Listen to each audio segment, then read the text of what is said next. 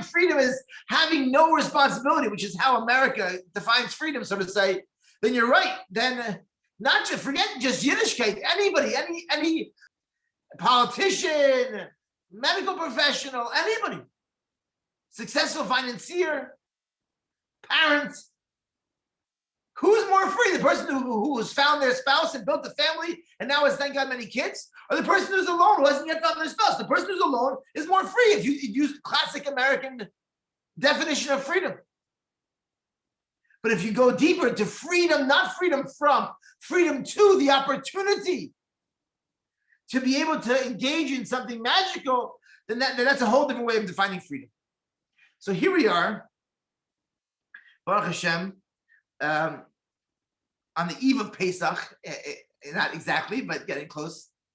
And it's a time where you say, how could Pesach mizman cheresenu? How could this be freedom? There isn't a more restrictive holiday in the Jewish calendar. There isn't. There's not a holiday with more things you can't do. And yet it's Zman Cheresenu because we have the opportunity to be freedom too. The freedom to participate in the exodus, in a relationship with God, with Hashem, to obtain personal salvation and redemption. So we as Jews are on a mission to try to find true freedom, to be truly free, to be free enough to attain human excellence, Jewish excellence, divine excellence. And so I think it's really important, and I'm speaking to myself as any good Farbringen is someone speaking to himself, to remember that this quest of ours, the Jewish quest, the Torah quest, is one in which we're striving towards true freedom, to have the zchus to be in a relationship with Hashem, to bring Mashiach, the ultimate in freedom, the ultimate breaking of all true boundaries is the revelation of Hashem. There'll be, please God, the Kula Shlema any second. L'chaim.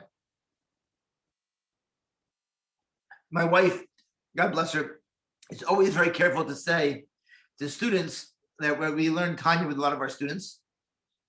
And she says, don't think the Beinoni is suffering. You read about the Beinoni, sounds like, oh, what a hard life. He just says no to everything. No, I don't want to have taivas, and no, I'm not going to enjoy this cookie, and I'm not going to, no. She said that he's saying no to something so you can say yes to something else. So he's saying no to the cookie to say yes to the pleasure of Hashem. She said, my wife always says, don't think the Beinoni has no pleasure. We're driven by pleasure, but he's has the koyach to not go after the weak pleasure, the short pleasure, the small pleasure. He goes to the big pleasure. He or she goes to the big pleasure. Hashem, the higher pleasure. Yes, so if you're looking at it from one vantage point, it's just about turning off. But you look at it from the bigger vantage point, it's about turning on. I want to share one more point, and then I'll take questions. I already see that there's one question to me on the chat. I'll look at it in a moment. Please feel free to submit more. I love questions, please, about anything. But I want to also say that I think it's important to also use in our language that Jewish life and Yiddishkeit is the most enjoyable life. You know, there's this phrase people used to say, "Schwer zu sein Yid." It's so hard to be a Jew. It's the worst phrase. I'm sure you've heard people, say this before. It's the worst. What a horrible message to give our kids. Oh, being a Jew is so hard. Today, our kids want to know what's pleasurable, what's joyful, what's exciting. And so I think it's important that we use in our language, being a Jew is the most exciting life. Being from is the most exciting life. And I do think it's important for us to not repress our human side. This is an additional point I'm sharing. That as Mashiach is imminent and already in many ways already here, as the Rebbe says, and there's been a huge surge of shluchim learning the sichos of the last 2 years, which are really paint a picture of the Gula already being here in many ways. So as the Gula, please God, and Baruch Hashem in many ways is already here, it's very important that we choose carefully what to say no to in ourselves. So let's say a person has a taiva to do something that's mutter. You want to take a painting class. You want to go to the gym in a permissible way. You want to take a course in American history, whatever it is. It's very important to know that we shouldn't quickly judge ourselves and say, oh, forget it. No, we have to just, that's just a distraction from our core mission. I'd be very cautious about something that's mutter, to quickly judge ourselves. Part of the embracing of the beautiful, holistic life of Yiddishkeit is to also say that Yiddishkeit also embraces our humanity. And I guess speaking to the question that I was asked is, how am I, Baruch Hashem, trying to be very firm and very restricted by Yiddishkeit in many ways, but I have such a colorful personality from my past. And the answer is Yiddishkeit does, God forbid, doesn't restrict who I am. It shows me where to channel myself and where not to. But I also try to, engage my human side in life. I love to cook, for example. So that's something that's mutter, and it's a beautiful way to creative expression. I mean, life is busy, but still, it's a creative expression that I love to cook a beautiful meal for my family, a gourmet Italian feast. But that's a way that I engage myself. I don't just repress myself. I don't just say, no, that's not, there could be so many better ways to spend your time out Yiddishkeit. No, engage in the human experience. The Torah, Hashem, Chassidus says Hashem gave us those proclivities. The leanings we have towards divine mutarim are in many ways frequently telling us shlichusim we have in our souls. We have the opportunity to elevate the gym or the art class or the cooking class or etc. Obviously, all in ways that are mutter and kosher al pi halacha. So I just think it's also important to not think of Hashem as a repressive God. Hashem is colorful. Chassidus, one of the main things Chassidus does, he shows us how colorful Chassidus shows us how colorful Hashem is. So I just think it's important to refer to Hashem, obviously in a very respectful way, but as a colorful God, as a dynamic and joyful God. And that also helps us to engage ourselves, engage our children, to realize what an exciting, liberating journey Yiddishkeit is. I want us to think of Yiddishkeit as liberating. Pesach is liberating. And I'm telling you, I struggle with this myself. I wake up and I have so many responsibilities. It's hard to feel liberated. But this is the ultimate, the most liberating life. You think it's liberating to live, God forbid, without all of the mitzvahs of Yiddishkeit, chas v'shalom, God forbid. I have so many in my Talmidim that are single and never got married, never had kids, have all this money, and they're totally imprisoned. So I think as a final point that I want to share, I think it's really important for us to articulate and to imagine and to perceive Yiddishkeit as something very liberating, very freeing, and very joyful, and not to make it a human experience that's so oppressive. Even if we've socially, maybe Yiddishkeit in previous generations was a little bit more restricted, a little more insular. That's certainly not the way that the Rebbe kind of set us up, and certainly not the in lines with the ethos of Chassidus, and certainly not what the generation needs. We need dynamic Yiddishkeit, obviously all in ways that are kosher according to halacha. Okay, L'chaim, I'm going to take questions now, but I see 7 questions already. But Hashem should bless each and every one of us to be able to have a kosher and freilich and Pesach, and it should be freilich. It should be liberating. We should know there's no more liberating experience in the world than this. There's no more freeing life in the world than this life of restriction. Nothing more freeing than this.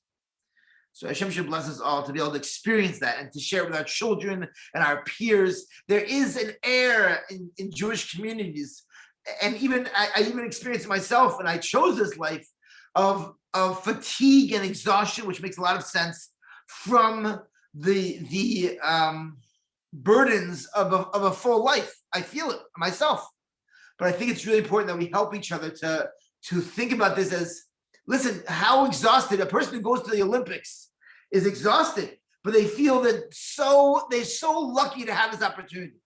So we're all exhausted, but Baruch Hashem, we have the privilege to participate in Yiddishkeit, which is doing nothing less than changing the nature of existence. We're here, we as Jews are here to change the nature of existence. Someone asked me recently, how do I tell my classmates what Judaism is? I said Judaism is a movement that's trying to end death. It is. That's a crazy thing. Say that and they'll really think, wow, that's cool. We're not a religion. I hate religions. We're here to end death. We're here to end simsum. We're here to end fracture and loneliness and illusion. We're here for truth. So that's how we look at it. That's very exciting. That's very liberating. So Hashem should bless all of us to have true liberation, true excitement, and a cushion for Pesach. Amen. Mashiach now. Okay, I'll take questions and a special bracha for the Jews in Eretz Yisrael. Okay. How do you keep it in mind when you're actually bogged down with the stress of all the mitzvahs? What if doing the mitzvah feels so anxiety-inducing? How to make it feel more pleasurable? How do you make Yiddishkeit actually more pleasurable, not just words? Okay, so I really think that, again, you should all have a mashpiyim, I'm sure, but I really am saying this boldly. Having a good mental health is really important. I'm actually missing right now downstairs. I have 150 students listening to Justin Jacobson. I accidentally planned these together on the topic of mental health and how important it is that in being a Jew to be healthy emotionally and mentally. So if the way you're doing mitzvahs is causing you unnecessary anxiety, hopefully you have a good mashpia and a good rav that will help you know where to push and where not to push. Maybe you shouldn't take on that chumrah.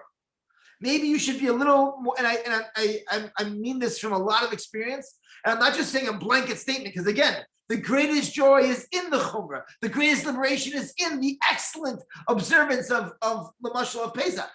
But if you're feeling like, only schmaltz is a bit much for you, speak to mashpia, because it could be that it's not healthy for you mentally to be holding by this chumrah, this thing you took on, or this you took on, and they should help you to be able to navigate how to be healthy on a human level and still Baruch Hashem very firm. So that's my answer. If doing mitzvahs makes you feel a high anxiety, obviously you should be maybe speaking to a therapist about your anxiety, but also to be having a good mashpia to say, listen, I get very stressed out when it comes to Pesach cleaning. Maybe you can help speak to a rav and help give me some clear parameters, and then I'll know where, how to stop my OCD from getting crazy. Say, okay, you're just going to clean this room for 20 minutes, and that's it. It's important. I know it sounds crazy. One of our biggest challenges today is mental health and anxiety and stress and OCD, and I see it in my children and my students and myself. So being okay emotionally and mentally is part of our shlichus. And it's shocking because finally no one's trying to kill us, but we sometimes are our biggest enemies internally. Okay. What verbiage do you use when speaking to your kids about Mashiach? We want Mashiach now. But as you said, he's here already in some ways. How could there be war now in Ukraine and people killed in Eretz Yisrael? If Mashiach is here in some ways? Great question.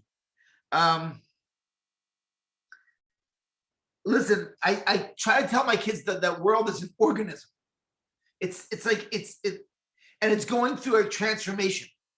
And the Rebbe said that we're so close to a brighter world, but in the process, also there's a lot of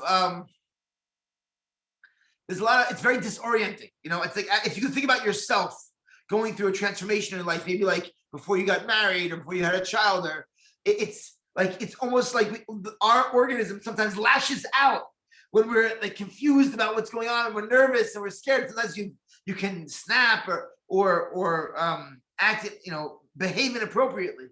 So in a certain way, our world is behaving inappropriately because Mashiach's here. It's because the Mashiach's here that we're struggling so much.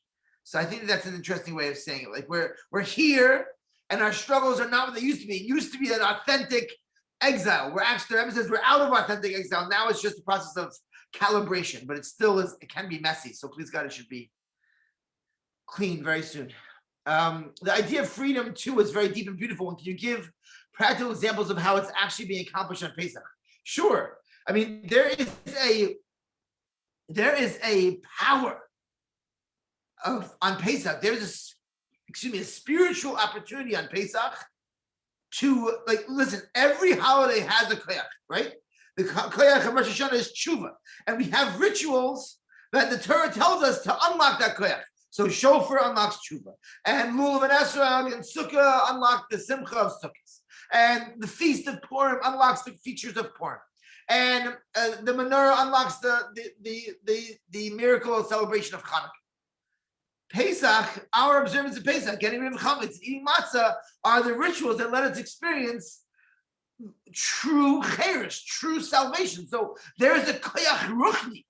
It's like, imagine like you're going to a weekend seminar, like you're immersing in an experience of salvation. The access to that salvation, that freedom, that redemption is the laws of Pesach. So I think that if we can all appreciate like what's happening on a spiritual level on Pesach, that can help inspire us a little bit more about how special it is. How to enjoy the freedom of Pesach when in reality there's too much to do. There's no time to enjoy it. Just increases the anxiety. I know. And by the way, I'm saying this again. It's part of our shlichus is to figure out how to be happy. I know this may be something you don't hear a lot from rabbis, but I'm here to say it. Part of our shlichus is you have to be happy. Now, being happy obviously is confusing because being happy can mean doing, like, oh, God forbid, have less children and be happier. So we're not saying that. But within the framework of where you can work on your mental health, being happy is important. I don't know if it means getting more help. I don't know if it means taking a small vacation. I don't know if it means getting a massage. I don't know if it means going to a therapist. But we have to put energy in our own feeling good. It's part of our shlichus. It's embarrassing. I want you to know it's embarrassing. I personally need to put energy into fitness, into mental health and personal hobbies and therapy in order to cope with life. I need to. I as a person, I can't just. I wish I was. I look at Rebbeim that are contemporaries of mine that grew up from, and I'm jealous of. They learn all day, they teach all day. I don't know. I need more space than that. It's embarrassing for me. It's hard. But the reality is that means it's part of my shlichus in ways that are mutter, in ways that are not escaping Yiddishkeit, but that are giving me space to develop the person in me that needs to be, so to say, happy. That's part of my shlichus. So thinking about Pesach in advance, how can you make Pesach more enjoyable? Maybe you want to get a babysitter that one day and take a trip with your husband. Maybe you want to have more help on the trip with your family. Maybe you want to organize this meal you won't be hosting. I don't know. But don't be afraid to be discerning about wise choices for mental health. Okay, I'll take a few more questions and then. We have a few short minutes because then we're going to transition into the next part, even though we're enjoying every single part of it. So you could do the last few questions and then we'll wrap up to part 2. What fun and exciting things do you do in your family to bring joy to the mitzvah? Listen, every family is different, but we love to take trips, although we also it gets crazy, but we try to sit down each year and think. And I'm not saying what I'm for bringing about is things that I'm working on myself. So I'm not saying it's easy, but what I'm saying is that I think it's important for each family to think. Some families like to travel. Our family, like my kids want to travel, my wife and I don't want to. It's crazy. So we have to. Everybody has to navigate what's going to be the most enjoyable experience humanly. And I want to just say that that's one way that your soul is speaking to. When your soul says, "Oh my goodness," when your brain says, "I need a break," your soul's also saying, "I need a break." So don't be afraid of that. Again, have a good mashpia and engage these voices in a healthy way, but it's in a certain way, the way for your soul to speak to you. What things does my family do that's fun? Each family has to figure that out on their own. Okay, that's my last question. I want to again say that everybody should be blessed with true freedom and true health, and to know that we have the most beautiful life and the richest life and the most free life. But it's not easy, and it's part of our shlichus to enjoy it and to teach our children how we enjoy it. Our children can see whether or not our Yiddishkeit is exhausting us or it's enlivening us. And it's not, don't feel bad, don't feel guilty, but it's something to think about, is how to make the the relationship with Hashem, one that is as rich and all faceted as it deserves to be. And it may be that we need a little bit more attention than previous generations needed in trying to be happy, and I don't think we should be afraid of it. Okay, bracha and atzlacha, and thank you for the organizers for putting together this beautiful. Thank you for hopping on in the middle of your program. That's huge. We really appreciate it. Thank you, and you too. Akasha from Pesach. Thank you. Moving on to part 2 of the program. We took care of our souls, and now to take care of the physical, practical tips. I was speaking to a friend, I told Mrs. Rosenfeld, who heard a speech years ago, and she told me she's still using the organizational tips that Mrs. Rosenfeld taught her. So we're very lucky to have this program for Pesach for Mothers tonight, and everyone else that joined this project of branches. I do want to do a small plug because I am my mother-in-law's daughter-in-law. She recently came out with a Pesach Planner. So this can help you as well. After you listen to Mrs. Rosenfeld's talk, there's a Pesach by the Spice and Spirit, Lubavitch Women's Cookbook. They have a Pesach cookbook, and now they have a personal Pesach planner. So that could also help you with organizing so that we could really prepare for Pesach with Menuchas and Nefesh. So we are lucky to have our very own principal of Beis Rivka, who is extremely organized and offered to give us some tips and insight tonight. So thank you for being here, Mrs. Rosenfeld.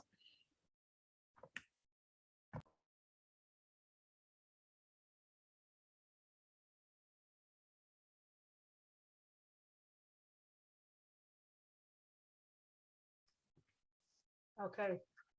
Does everybody hear me? Yeah, we hear you. Very good. Okay. So I don't know, I'm beginning to wonder if my only claim to fame is people thinking of me as an organized person. I hope people think of me as more than that. But even if it's just that. Much more than that. We look up to you, respect you. It's okay. Back when you taught us Chumash in high school. It's a really wonderful role model and principal for us all. Thank you. I just said it to break the ice, and nobody should feel like intimidated. I'm not really a master organizer. I know perhaps today people go to training and then they start businesses. I mean, the joke in my family is anything I touch I don't make money, it costs me money. So I'm just gonna share, I think the Eibishter gave me my personality, gave me my ability and my strengths. So I'm just really gonna share just from my own life. So interesting, tonight, the caption on the flyer was free from cleaning chaos. And if you look in the definition, the word chaos means, if you look in the dictionary, the word chaos means complete disorder and confusion, which sort of is like the complete opposite of what Pesach is. You know, Pesach is orderliness. And, you know, if you think of the Seder and one thing goes before the other, you're not allowed to change the order. There's a certain clarity. And in general, what are we celebrating on Pesach? We are celebrating this idea of Geula, right? And Geula is this concept of being free from chaos, free from confusion, being able to see with a clear vision what's really, really important. So I hope tonight, after hearing from Rabbi Korn, you know, freedom from as opposed to freedom to, and embracing our humanity and figuring out how to really feel liberated on Pesach. I'm just going to share, and I'm just going to ask that, and just imagine like you're shopping in a grocery store or in a department store, and something suits you, something talks to you, you can put it into your shopping cart. So I guess that's what tonight's talk is going to be. I'll try to share with you from my own experience, and just drop into your own shopping cart whatever you think will make a difference to you. So I'm going to say that I think I had a very big change of mindset when it came to Pesach. 8 years ago, I fell in my own house. I misjudged. I was in the middle of cooking. I wanted to lean my foot on a chair, and I misjudged the distance to the chair, and I fell in my kitchen, and I broke my knee bone, and I had to have surgery. And my first daughter was engaged. I was very immobile during wedding prep, Baruch Hashem, for my mother and my sisters. I was quite immobile during her wedding.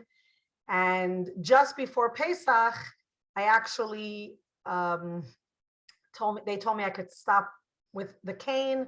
But I was really, really, really very immobile.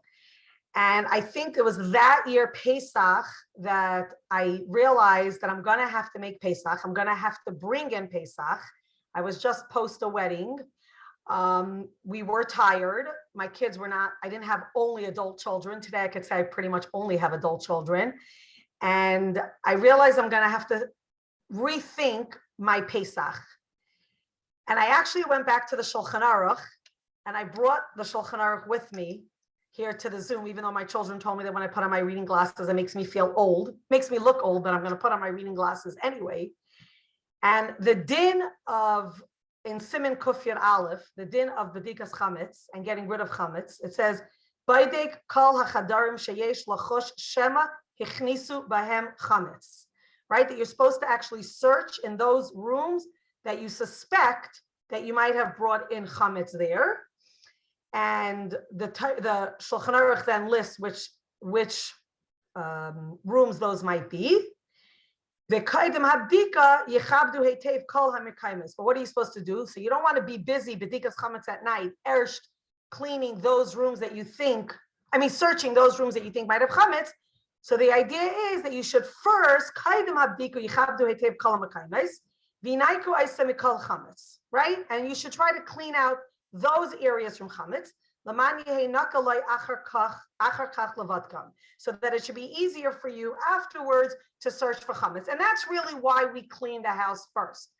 So at that year, I remember I know this sounds funny, but I actually took a paper and pen and I wrote down which rooms in my house are the rooms that really do we bring chametz into. I don't bring chametz on my chandelier. I don't bring chametz into certain parts of my house. Now, I know that if you have little children, maybe they walk around the house with food, even though you might ask them not to. So again, like Rabbi Korn said, this is really a personal application. So I sat down at that point and I really went through my whole house, room by room. And because I myself couldn't clean so much, I did have some cleaning help in the house, and I didn't really want the children to, I didn't want my children to feel like the burden of Pesach, and then, ultimately that might build a resentment towards them, etc. So when I outlined to them that we're going to just focus on the rooms that really chametz go into, it actually it eased everyone. And I was actually laughing at that point, and I was thinking to myself, I'll talk for myself. I don't think that I fulfill every halacha and Shulchan Aruch so carefully. And yet somehow when it comes to cleaning for Pesach, we all become very mahudar in this halacha. But if you actually really look into the halacha, you see that really the halacha is so feasible. It's so doable. It's about remembering that children are not the carbon Pesach and dust isn't chametz. And I think that what many of us do is we substitute or we confuse Pesach cleaning with spring cleaning. Now, I am going to say, and I know there's 100 people, over 100 people on this WhatsApp, and I'm sure some of my relatives are on, so I might be vulnerable, and I'm going to share that my therapy is actually doing closets. I actually love doing closets. It's not a punishment for me. And I will tell you that 30 years ago, when a little over 30 years ago, when I got married, Shabbos, when my husband went to shul, and I'm embarrassed to say, I know Mori Tachtela is on this call. And some of my other teachers are on this Zoom. And I'm going to say that maybe I did something that then I didn't realize I shouldn't have been doing. But every single Shabbos, when my husband was in shul and my kids were playing their Lego or whatever toys we played with at that time, I used to do closets. And the joke was, my husband always said when he came home from shul, there were like 2 bags sitting at the entrance of our house. He knew that after Shabbos on Sunday, I'm going to ask him to go, deliver the bags or deposit them wherever I planned. Many years later, I actually realized, and I found out that what I was doing on Shabbos is not so Shabbos-tic. So I stopped making closets on Shabbos, and I found a different way how to have Simchas Shabbos. And I used to designate like Sundays as my cleaning closets day. And again, to me, I loved it. It was sort of like a detox. You know how like some people drink lemon water, or some people maybe, I don't know, get manicures. To me, I enjoyed organizing closets. So really, again, and that's why I want to go back to it. I really, really feel that we have to really make that, we have to have that shift in our brain that cleaning for Pesach is getting rid of the chametz. And you're supposed to actually focus in the area, in the places in your house where there might be chametz. Everything else is wonderful. It's very refreshing. It's a good feeling to sit down Pesach and just know that, you know, you only have the shoes in your closet that you currently wear. And, you know, you only have in your kitchen the salad bowls that you actually use because you made sure to get rid of everything else. But that's not really what is needed for Pesach. So, you know, I remember, so that's just like what I think that's something that's important. And we have to come to that, not because Mrs. Rosenfeld is saying it, but I think it's just going to help us be calmer, be less overwhelmed, have less anxiety. And, you know, we all know that our emotions spill over into our house. It's how we end up unloading on our husband, on our children, you know, or perhaps you even bring it into your workplace. You know, I remember one year, many, many years ago when I was teaching in high school, we had an unexpected, I don't know what happened. It was either a snow day or maybe the boiler broke. I don't remember. And I happened to have been, I didn't have to go to work. I was home that day. And I don't remember like how close it was to Pesach, but I think Pesach sort of is on everyone's head for at least a half a year. And I remember that day I was home with the kids. And I just told the kids, okay, you know what, we'll give all our toys, you know, a buddy for Pesach. And I opened up the bath water and we washed like the Lego, the toys that I knew I wanted my children to have for Pesach. So I think, again, I think that if we allow it to sort of take space in our brain without overwhelming us and use opportunities and find little pockets of time where we can sort of do something towards Pesach, the closer we'll get to Pesach, more and more tasks will have already been done. So sort of you get my idea. My idea is that my mind is always wired to make Seder for Seder, right? We're trying to always make Seder for the Pesach Seder all year. And that's the way, you know, I work. And again, I don't look at it as something taxing because it works for me. If it doesn't work for you, that's okay. Then just figure out another system that does work for you. Anyway, so I know that I was asked by Sarah LeBlau to please try to talk practically. So I think it's a little hard for me to sit here and tell you like what I do and what you should do. We're such different people and our lives are different and our household help might be different and our work schedules might be different. So what I'm going to do is I'm just going to try to go through perhaps maybe some mindset seeds that I can share with you, and also something I will try to like sprinkle it in and pepper it in with things that I've done. And like I said, if it works for you, good. And if not, maybe later on afterwards at the end, we'll try to open up for questions. So again, there's a lot to do. We never have enough time. We do have a huge deadline because Pesach is coming. And I don't think our task list ever shrinks. If anything, it most probably gets much greater. And so, yes, there is all the reason why you should be feeling overwhelmed. There is reason why you should, you know, feel stressed. And especially in today's world, when many women do work out of the house. And, you know, that's not something we can shirk either. So what we do have to remember is that really the truth is time does not change. No matter how organized we are, there's still only 24 hours in the day. And there's really nothing you can do to get more time in the day. And really, I think it's really all about managing ourselves. We can't really manage time, but we can manage ourselves, which means, what does it mean to manage yourself? It means to manage with how best can we manage ourselves with the time we have available. So we have to work effectively and efficiently. And that is really the key to achieving as much as we can with the time we have available. I just want to say, because I don't want to be disrespectful, I'm actually not reading the chat at the moment. I am just really just talking. Later, if we have time, I don't mind reading the chat, or perhaps maybe if you want, you can, we'll we'll figure out how to take care of the questions afterwards. So I think it's really important that we realize, besides understanding that we really can't manage our time, I think what we have to realize is we have to manage our energy. And I think that's a little bit what Rabbi Korn was touching upon. So it's important that every single person really knows their strengths. And what I decided for tonight is to sort of divide up, what does it mean to manage our energy, into 4 areas. So I'm going to start with the physical energy, okay? Because I think that's pretty much, that plays the biggest role in our lives. So I think it's important that you actually ask yourself these questions. Like, when do you work best? Are you a morning person?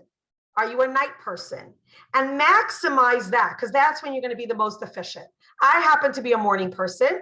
Actually, when Mrs. Blau asked me to speak tonight, I actually asked her to please not make the program late because I go to sleep early.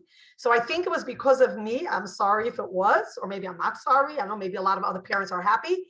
So she said to me, okay, she'll start the program at 8 so I can speak at 8:30. Because I know that I work best in the morning. I actually get up very, very early. Sometimes I'm out of bed already at 5 o'clock, depending on what I know I have to do that day. Now, to someone else, that might be what? So when do you sleep? Well, I go to sleep early, and that's why I get up early. But I also know that that's when I work best. So what takes me 2 or 3 hours in the morning might take me 7 hours at night, because I'm not a night person. So you have to know yourself. You have to know your schedule. You have to know your style. You have to know your energy, know your limits, know when you are done.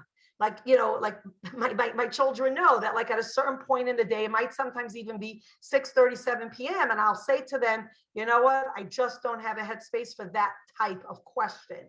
I know my limits. And I do think it's important that we know, so we don't stretch ourselves too thin. So obviously, once you really have a good assessment of what you're like, and I know it might take time, you have to be honest, you have to really sit down and think about this. I think once you do that, then you can actually schedule all the things you have to do. And what I find, which is obviously very logical, is to put your tasks, your priority tasks, during your peak hours and your routine work during your low time. So the things that you need a lot of energy for, whether it's or headspace, do it when you are functioning at your best. And then the things that you don't even have to think about, you could almost do with your eyes closed, or you could do it while you're talking to somebody else, or maybe while you're on the phone, that you could do during your low times. So monitoring your own energy level and your ability to concentrate, identify the times of when you are the most effective. Don't try to accomplish tasks when you are tired. Save that for your peak periods. I mean, I could talk for myself. I know, especially Pesach time, we do use potato starch, or I do bake for my children.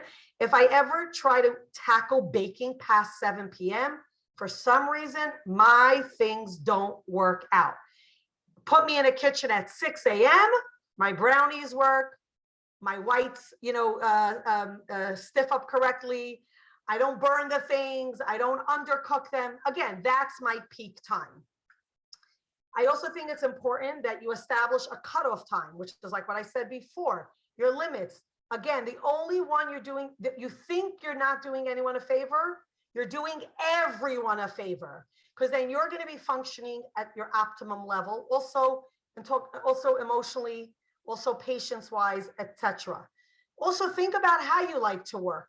Do you like to work with music? Do you like to work alone?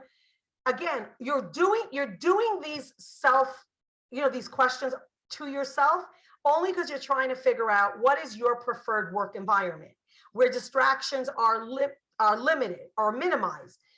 Now you can't always get the perfect solution and the perfect, setup, but if you're able to, then consider it. So like I said, I'm going to talk about myself because I'm the presenter. I happen to work very well in quiet. I'm not a music person. I don't appreciate music. People also, sometimes I feel like they're in my space. So I know, even my own children, I love them dearly, and they all are extremely, extremely helpful to me. However, there are certain things that I know that if I want them done a certain way, or if I need to do them a certain way, I'd rather do them at 5:30 in the morning when I'm the only one in the kitchen, and it works for me. So again, I'm not telling you to be Mrs. Rosenfeld. I'm telling you to be true to who you are. If you're incapable of doing something, don't. Like, I know I could cook food. I don't know how to make platters look pretty. And I, Baruch Hashem, have guests very often during the year. And it's like already a joke in my house. My kids tell me, Ma, you stay at the table, you make the conversation. They go into the kitchen and they make the platters. So if you're incapable of doing something, don't do it. Get help in your house, and you'd be surprised how much your children can help and will help. Or maybe sometimes you have to hire people, or hire cleaners, or hire extra help before Pesach. But I am going to stress again that you'd be surprised how much your children can and will do. They will be happy to help you, as long as they don't feel like you're just, I'm going to use the word, for lack of a better term, taking advantage of them, or, you're sitting on the couch with your feet up and they feel like they're working instead of you. I think sharing is a beautiful opportunity. The best conversations have come out when I work with my children in the kitchen. It's a great self-esteem booster when the children know that you rely on them. They're the ones who are going to make the dips for Shabbos, or the salads, or if you have a certain recipe for Pesach that you don't have patience for, and you know that you have a child who wants to do it, go for it. So the kitchen will be a little messy, so she won't clean up exactly the way you like it. But think of the greater benefits that you're getting from it. Delegate in your house. My mother, Solange Gesundte Yarin, many years ago, my daughter, Baruch Hashem, half my family's married, but when my oldest daughter was just about, I don't know, maybe like in the upper elementary grades, or maybe just entering high school, I was walking once with my mother, and my mother said to me, Gitty, find something she likes to do. She likes to help in the kitchen, then let her help in the kitchen. Don't tell her to hold the baby, because that she doesn't like to do. Now, sometimes you don't have a choice. And she was telling me, she says, and if there's sometimes you don't have a choice and you have to give her something that she doesn't like to do, give her a time limit. Say, I could really use your help with the baby for 15 minutes. Then it's doable. In her mind, she knows that there's an end to it. When you just say, can you help me hold the bit? Can you help me with the baby? And it's, let's say, my daughter who dreads helping with the kids, to her, that's a burden. And that when we're burdened with something, we don't do it with positivity and with joy and with willingness. So I think that when you work as a team, my family, we all know we're all in this together. And sometimes being in a family means you get, and sometimes in a family means you give. It's a give and take relationship. And it's such a healthy life skill to teach your children. And when the midterm they're going to get married, they'll bring healthy skills into their relationship. Show the child what you want, train them or teach it to them, compliment the results, even if it's not exactly the way you wanted it to come out. Don't redo something that they did. It is so destructive to their ego, and they're never going to want to help you the next time around. And it's such a chaval, there's a classic story I share, that I have a really good friend who, many years ago, my husband does our food shopping. Her husband also used to do her food shopping. And I'll never forget this. She called me up once and she said to me, I guess her husband came back with the shopping and he bought like the wrong item or something. And she called me up. She says, I can't stand when he buys like the wrong item. So I said, big deal. The $1.89 wrong item for me still saves me the whole hassle and the headache of schlepping and going and, walking up and down the aisles and then bagging it and putting it into the car and coming home and schlepping it to the house. I'll cough up, I'll suck up that $1.89 mistake, So I think we have to be reasonable. Like, it's okay to lower our expectations, but again, not begrudgingly and not muttering under our breath and not making comments to our guests, like saying, yeah, my daughter wanted to help me. I didn't come out exactly how I wanted. Don't do that. If she helped you, do it with a smile, do it graciously. And so it's not perfect. Big deal. Are we all perfect? Like, does everything I do come out nice? And at the end of the day, you're just really you're really just cutting your nose to spite your face, because then our children will never want to help us afterwards. Make the children feel good about what they can contribute. And obviously, if there's a choice, ask them. Say, would you rather cut the salad? Would you rather peel? Would you rather wash the dishes? Would you rather wipe the dishes? You know, children want autonomy. They want to be able to take ownership and control of the thing that they can do. Talking about physical energy, I think it's very important that we get enough sleep. I happen to go to bed early. I rise early. It's an inheritance from my mother and father. But I do think it's important that we pay attention to that. Many of us don't. I think many of us don't realize what an impact it really has when we don't get enough sleep. I think it's important that we stay hydrated. Make sure you're constantly drinking. Make sure you eat nutritious food. If you're the type of person who, is so busy, so then prepare small meals or small snacks. Have something available, or you know what, that could be one of the jobs of your children. Say, I've been in the kitchen preparing for the Seder tonight. I haven't had yet a chance to eat something. Would you want to cut a salad for me? You want to fry an egg for me, or whatever? Well, you're not allowed to eat the things from the Seder, but I'm saying think of something that they can actually do for you. I think it's important to, Rabbi Korn also mentioned this, exercise. I think we have to take care of our body. Again, tune into yourself. When you find yourself yawning, like a lot, excessively, when you find yourself very hungry, when you find that you can't concentrate, it's a message. Listen to your body. Your body is telling you your energy is dipping. And what can you do to, to notch up your energy? Sarla, I know you told me 8:30 to 9. I prepared a lot more. Do you want me just to keep going? As if you have energy, then keep going. You're great. Okay. Yes. Okay, so I'll keep going. I'm going to be honest. I'm not insulted if anybody leaves. I'm not checking the numbers and the decrease. So if you have to go, I respect that. If you could stay on, it's okay. Whoever stays on, great. And if you have to leave, I understand. So I think that's really about the physical. And I will tell you that it took me personally a very long time to realize how important tuning into my physical energy, because as the mothers of the house, or as the one who holds like the important piece, whatever you want to call yourself, the director, the camp counselor, the chef, the administrator, the executive director, whatever title you call yourself, or maybe you call yourself all those titles. Just remember, think of it like a car. If a car doesn't have gas, it cannot drive. Okay, so moving on from physical, I do want to mention our emotional energy. Now, again, emotional energy is obviously tied to our emotions. How can we manage our emotions? So I think it's important, again, to think about that. Like, are we fueling positive energy by giving ourselves positive feedback? And again, I think it is so important.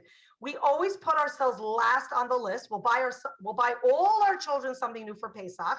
We'll make sure all our children have something new, and then we come like the shmata to the Seder. So you know what? Again, it would be nice for us, each of us, to get something new. And maybe that's not your love language, and maybe you don't need to get something new.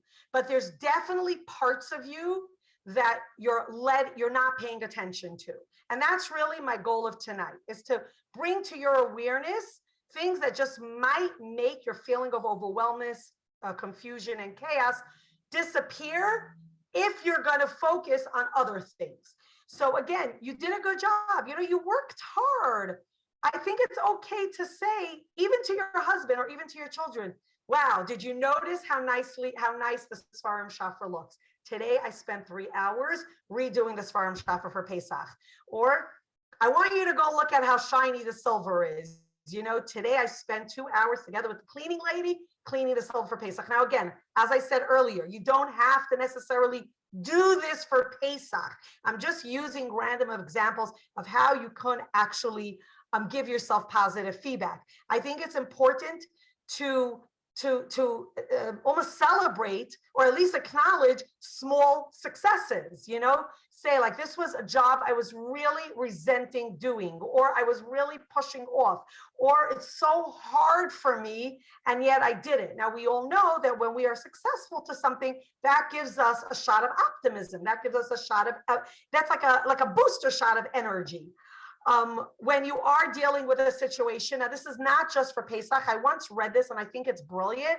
When you're dealing with an upsetting situation, and that could be with, work related, it could be in your house related, it could be even how you deal with your children. So I once read this, that you should look through 3 lenses. Look through the reverse lens and say, well, what would the other person say to help you figure out what to do? Look through the long lens. How will this look in 6 months? And look through the wide lens. What can I learn from this situation? And I think that, as I know myself, I'm a very reflective person. All my years in the classroom and now as a principal and Baruch Hashem as a mother of a large family, I'm always reflecting on how I reacted to situations, how I dealt with things. And I've come to realize, really, is this really going to make a difference in 6 months from now? Or, what can I learn from what just happened? Maybe that I should have really eaten before my children came home, so I had enough energy, and so that I didn't, yell at them or lose patience with them, etc. I think it's also very important to make time for just something easy, something fun, whether it's a walk, whether it's to hang out with your friends or your sisters or sisters-in-law, whether it's to go get yourself an ice cream. I think it's important that we take care of ourselves so we don't get burnt out. And again, there's so many ways that can look, and it really depends on each person and their needs. And like I said before, their love language. And remember that if you attempt to do too much, you risk at best not completing your tasks or your standards. And at worst, you risk burnout. And that is obviously the thing that we really want to avoid. So we have the physical energy, we have the emotional energy, and now let's go over to the mental energy. So mental energy is obviously how well your mind processes and understands and, information and experiences, etc. So believe it or not, cutting down interruptions when you're doing tasks is very important. I think today it's really, really, really very hard for us because we do have our phones, and I guess I'll talk for myself. Most of us are very connected to our phone one way or the other, but try it. Try putting your phone, let's say you decide this Sunday you want to tackle a room for Pesach. Don't go into that room with your phone. Leave your phone on the other side of the house and literally work without interruptions.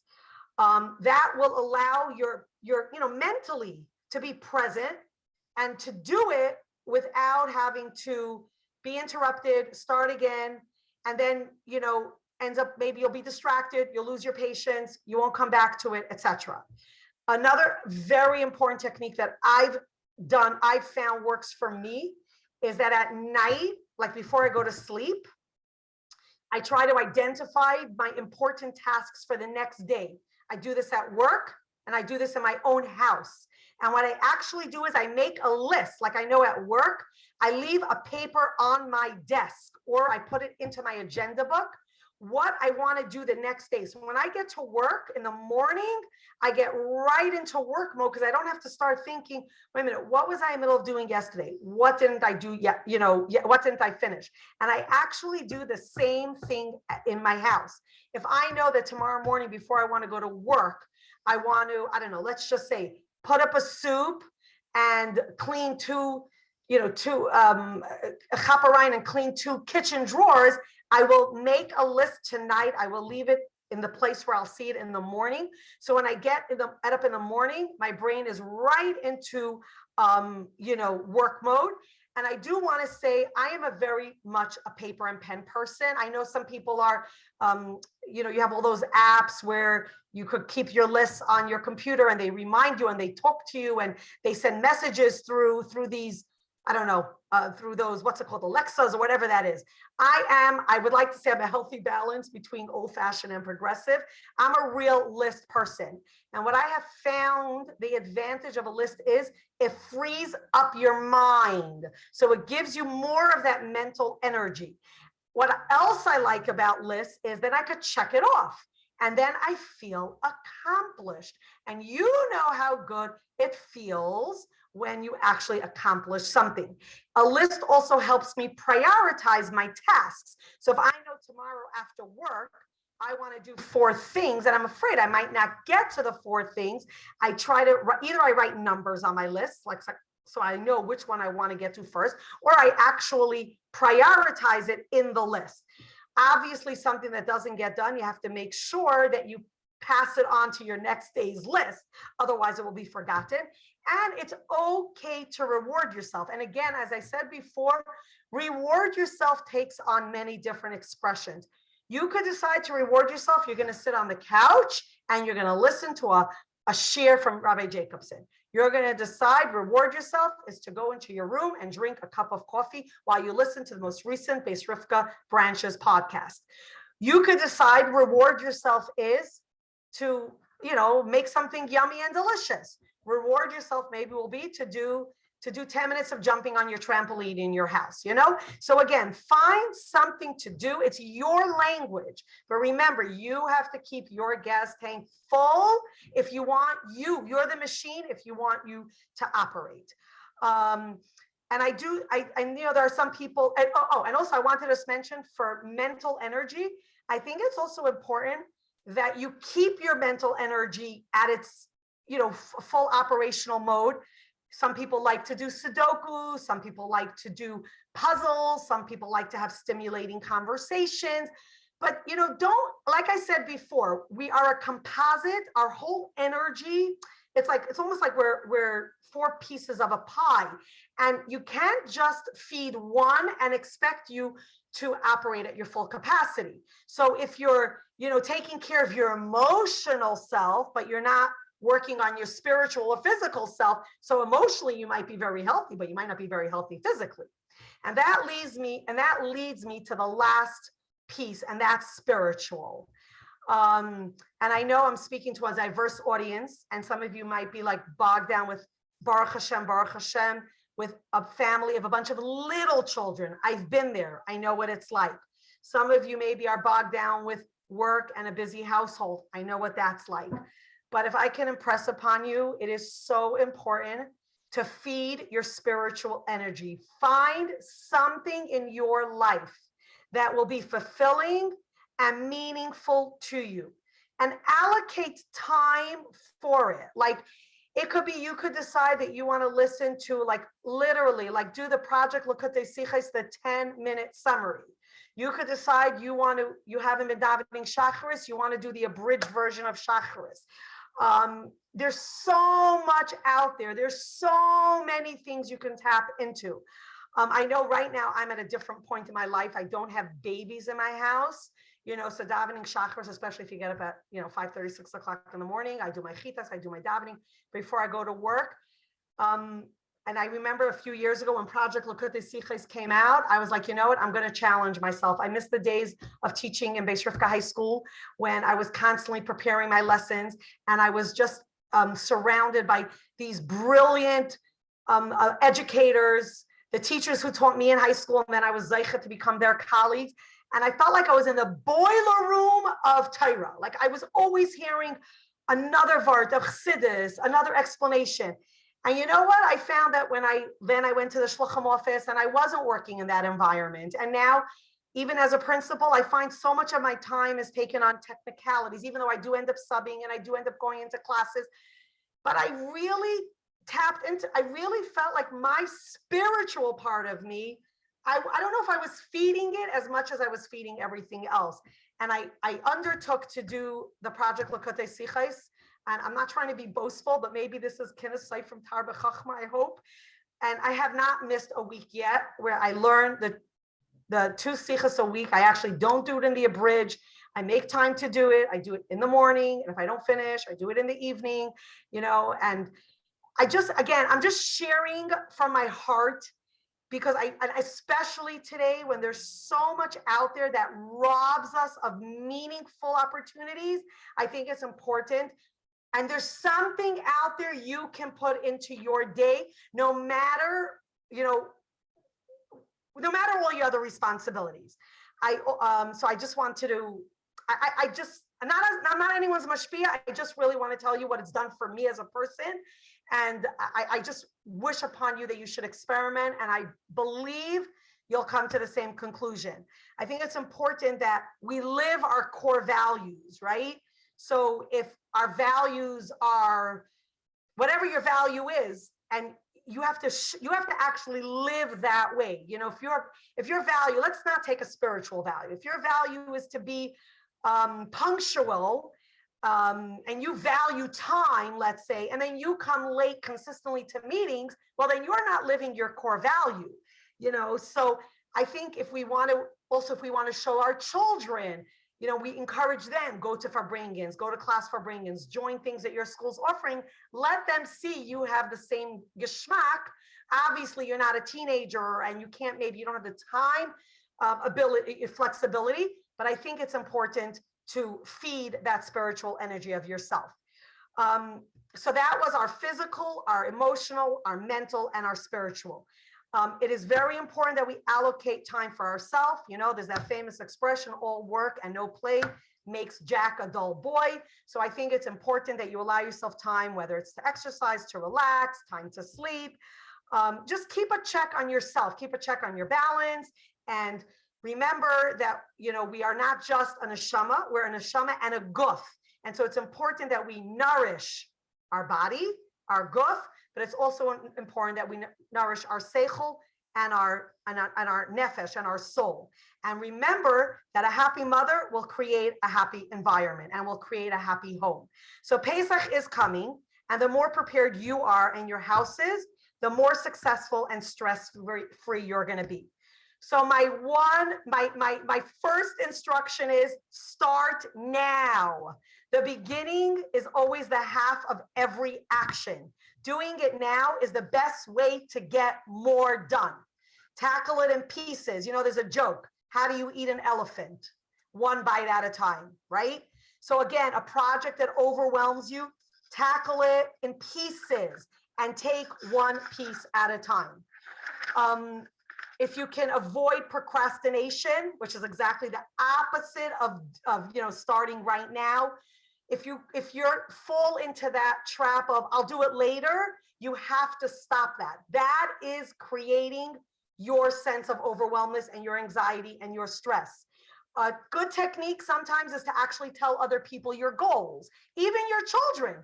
You know, when you wake up Sunday morning, you could say, today my goal for Pesach is to do the coat closet. Stating a goal, if you're able to articulate your goal, many times you'll actually reach your goal. We spoke before about eliminating distractions. I think a good thing many times to help you not feel overwhelmed with your job is to actually give yourself, like I think Rabbi Korn mentioned it, is put a timer. You know, say I'm going to do this job for 45 minutes. Or I'd like to tackle the basement or the playroom. I'm going to give myself Sunday and Monday. You know, really give yourself a reasonable expectation so that you won't feel dejected if you don't reach that, but just the opposite, you'll feel proud and successful if you do accomplish it. Do as much as you can whenever you can. Like I gave you the example about giving the bath when I had that free, that unexpected vacation day. I think it's also, now there's two schools of thought. Either people say start with the simplest thing, and then you'll get into it and you'll sort of like be in the momentum and you'll be like, wow, that was easy. And then it builds a momentum and then you can go from simple to hard. Other people say, start with the toughest thing. You know, they say, eat your frog first, right? Start with the toughest thing and you'll feel so good when you finish that it will be like a breeze to move towards the easier things. Just by the way, the things that are your toughest things, you know how you know what your toughest things are? The things that you are avoiding, either consciously or subconsciously. So those are the things that they're either there's something you really despise to do, or they really are very, very difficult. I think if you know, like I like to get those things out of the way, because then I sort of like, I don't know, I feel like unloaded. I feel lighter. I feel easier. And again, think to what we said earlier, know yourself. if you're not an evening person, don't tackle that job at 7 p.m. But if you're highly ambitious at 8 a.m., that is when you should do it. Don't be a perfectionist. Now, it's easy for me to say because I'm not a perfectionist. I actually saw a great line the other day. I was reading an article, and the article said, perfection is the enemy of done. You know, done. You want a job and you want to be able to check it off your list and say it's done. If you're going to say, oh, but it's not cut properly, or it's not exact, or I was hoping to reorganize it the other way, and your perfectionism is getting in your way of getting it done, remember, ultimately, it's just adding to your sense of overwhelmed, anxiety, etc. And like I told you before, try when you start something to finish it. Like, don't interrupt yourself. I know there's some people like they're called hoppers because they hop from one activity to the other, and they're basically never completing a task. Now, what happens when you never complete a task is you never feel finished. You never feel, that you accomplished anything. And not feeling accomplished is a icky feeling. It doesn't, success breeds success. It does, right? Progress over perfection. Exactly. And then again, reward yourself.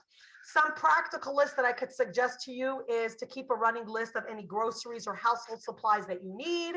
Like even from now, or you could even do it throughout the whole Pesach. I find another very good suggestion is to actually be prepared, be stocked. Like, if you know that, I don't know, if you're going out to the store, don't just buy like the 2 chickens to make for the first meal. Maybe buy your 8 chickens so oh, I have it in my freezer. I don't have to run out, or I don't have to hope someone's going to be home to run out.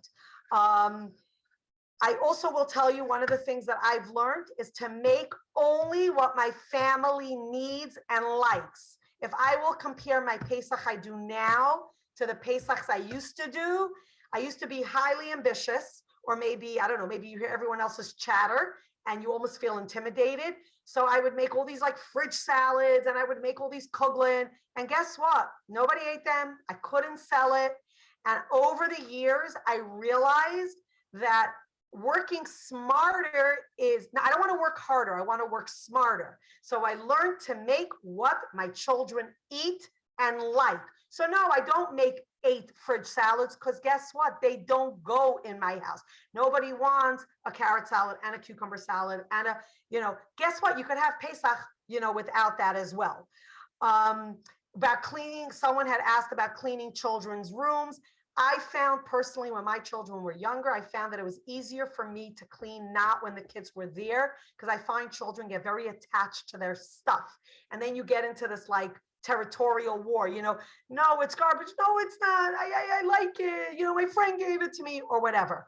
I'm in a different stage now because Baruch Hashem, all my kids are older. So the rule in my house is everybody cleans their own room, and together we'll clean the common areas. Again, about scrubbing, cleaning, organizing every room. So remember, organizing is not cleaning for Pesach. We have to scrub and clean wherever we thought chametz is going to be.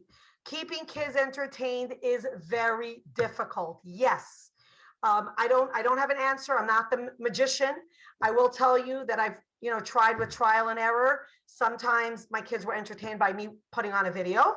Sometimes my kids were entertained by doing a puzzle. Sometimes my kids were entertained by me going to Kingston and buying them a new book or a new game. And the fact that it was new was sort of like the excitement, Sometimes you can get together with cousins or friends on your block and maybe make play dates, or say, one day my kids will come to you for 2 hours.